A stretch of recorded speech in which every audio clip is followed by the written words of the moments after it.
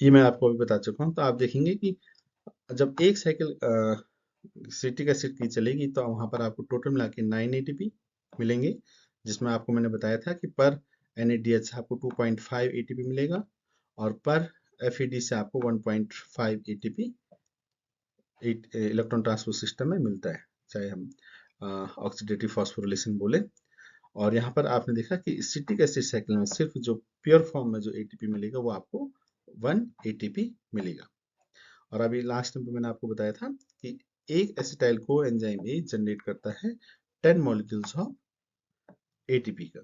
ठीक है, इसको इसका जो मैथमेटिकल वैल्यू है ये मैं आपको जब बीटा ऑक्सीडेशन पढ़ेंगे हम फैट्स में, फैट के मेटाबॉलिज्म, तो वहां पर आपको क्लियर करूंगा। वहाँ एसाइल को एंजाइम है और एसिटाइल को एंजाइम है, दोनों अलग अलग, तो इनमें कोई कंफ्यूजन नहीं होना चाहिए। तो कुल मिला के आपकी समझ में ये आया होगा कि एक ग्लूकोज से दो पायरुविक एसिड बने।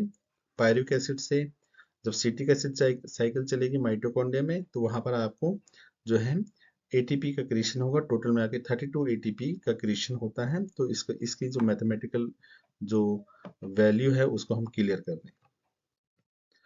ये एक प्रकार का फ्लो चार्ट है पूरा, साइकिल है सॉरी, जिसमें आप देख रहे थे ये पायरुवेट था। पायरुवेट्स को पहले ऑक्सीजन की प्रेजेंस में कन्वर्ट हुआ एसिटाइल को एंजाइम ए में, और यहाँ पर आपको ध्यान रखना होगा कि यहाँ पर एक NADH बना। ये एक NADH जो है आपके इलेक्ट्रॉन ट्रांसपोर्ट सिस्टम में जाकर के 2.5 ATP का क्रिएशन करेगा। तो दो पायरुवेट है, क्योंकि आपने भी पढ़ा कि एक ग्लूकोज से दो पायरुविक एसिड बने तो ये डबल हो जाएंगे फिर। ठीक है, तभी हम सिंगल वे में देख रहे हैं इसे। तो जैसे एसिटाइल को एंजाइम ए बना तो ये इंटरमीडिएट कंपाउंड है। ये क्या करता है, माइटोकॉन्ड्रिया के अंदर जो है ऑक्जेलो एसिटेट जो 4 कार्बन वाला जो कंपाउंड है, वो इस एसिटाइल को एंजाइम के साथ मिलकर के फर्स्ट आपको जो 6 कार्बन वाला जो सीट्रेट है, जिसके कारण हम इसे सिट्रिक एसिड साइकिल भी बोल रहे थे, तो उसको बनाता है। उसके बाद आप देख रहे हैं कि एक वाटर मॉलिक्यूल इससे निकल जाएगा। वाटर मॉलिक्यूल्स निकलने के बाद जो है ये सिस एक्टिनेट बनेगा, फिर आइसोसीट्रेट बनेगा। आइसोसीट्रेट के बाद ऑक्सिलो सक्सिनेट बनेगा। और यहाँ पर आप देख रहे हैं कि 5 कार्बन वाला जो कंपाउंड है जिसे हम अल्फा कीटोग्लूट्रेट बोल रहे थे, यहाँ पर भी आप देख रहे हैं एक कार्बन डाइऑक्साइड निकल जाएगा और एक NADH यहाँ पे भी आपको मिलेगा।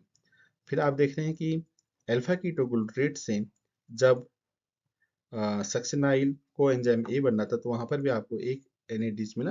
तो आपने देखा कि एक NADH इधर, दो यहाँ पर हो गए।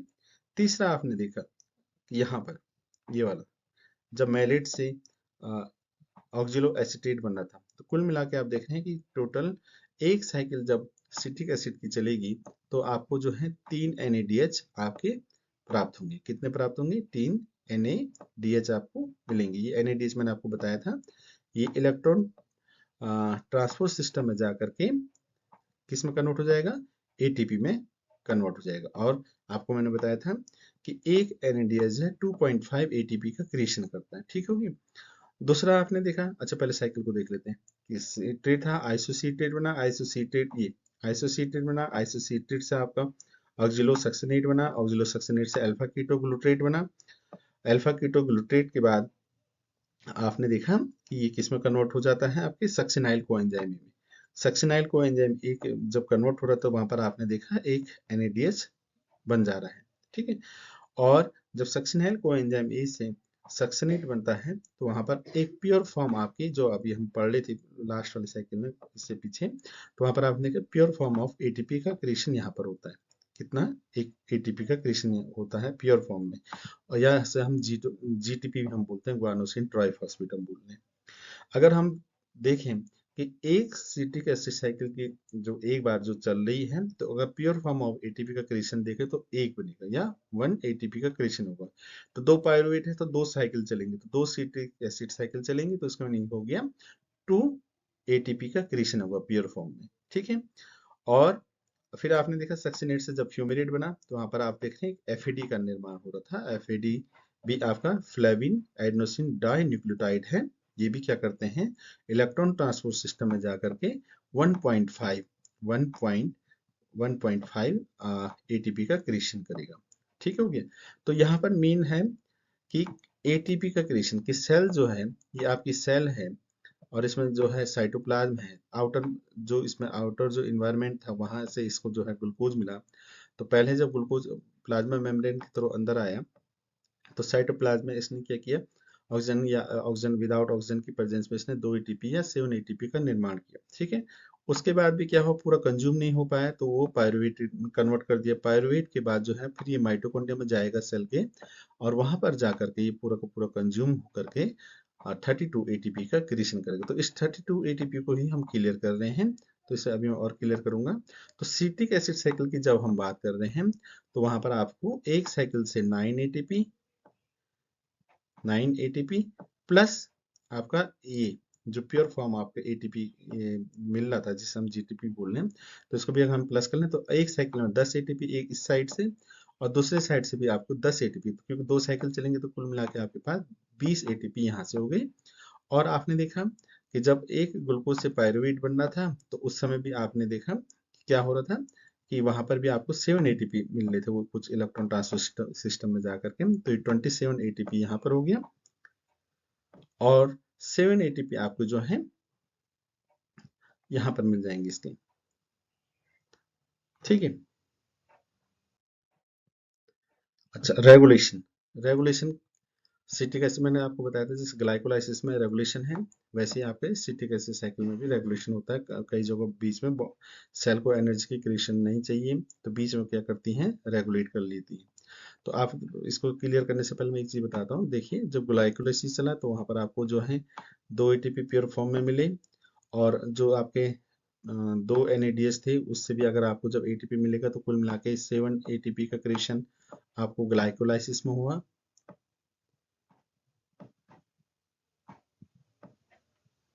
ठीक है, 7 एटीपी का क्रिएशन कहाँ हुआ, ग्लाइकोलाइसिस में हो गया। ये तो आपको क्लियर हो गया। और 20 एटीपी का जो क्रिएशन हुआ वो आपके जो है सिट्रिक एसिड साइकिल में हुआ। 2 साइकिल चल रही है तो 20 एटीपी हो गई,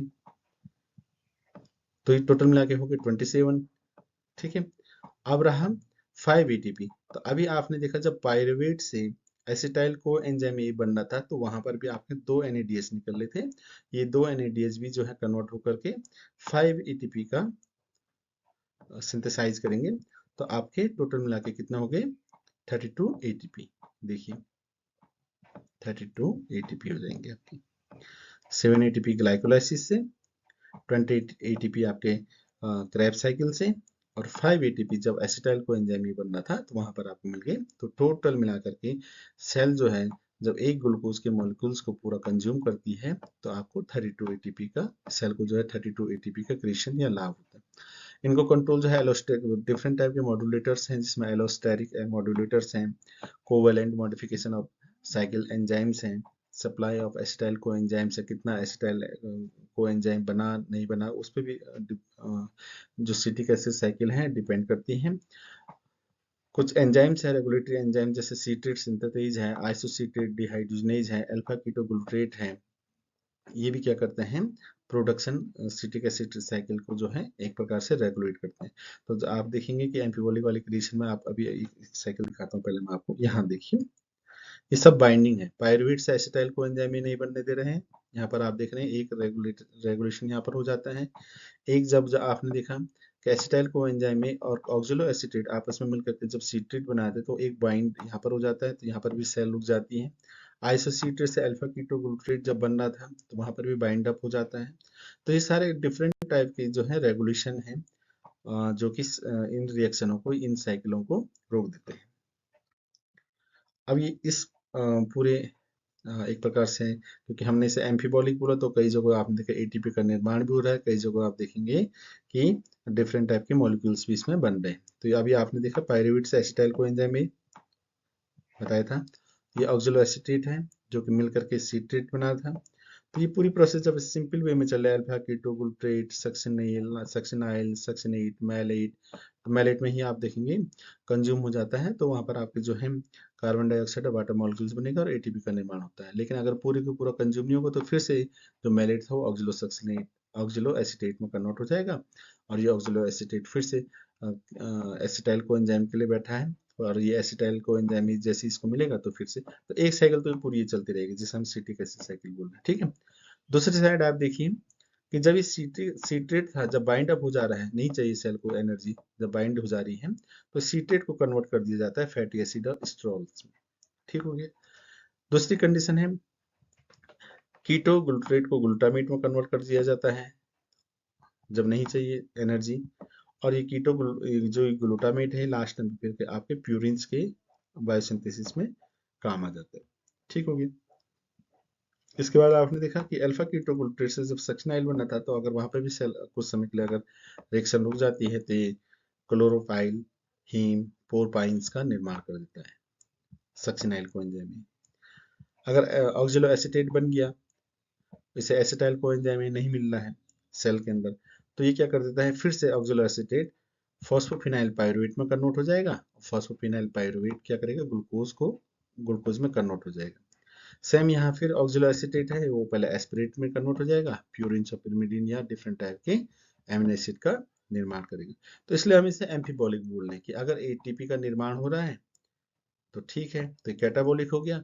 और अगर आपने देखा फैटी एसिड, प्यूरिन्स, पोरपाइन्स और आपके पिरिमिडीन्स का निर्माण हो रहा है, बायोसिंथेसिस हो रहा है, तो ये एम्फीबॉलिक रिएक्शन कहलाएगी। और अगर हम क्या पढ़े थे कि कार्बोहाइड्रेट के मेटाबॉलिज्म को ही देख रहे थे, नेक्स्ट टाइम पे हम इसे एमिनो एसिड के मेटाबॉलिज्म में भी देखेंगे, तो वहां पर भी आपको सिट्रिक एसिड दोबारा से फिर से मिलेगी। तो ये था एटीपी का क्रिएशन क्रेब्स साइकिल में। इसमें अगर कुछ भी होगा तो आप पूछ सकते हैं फिर।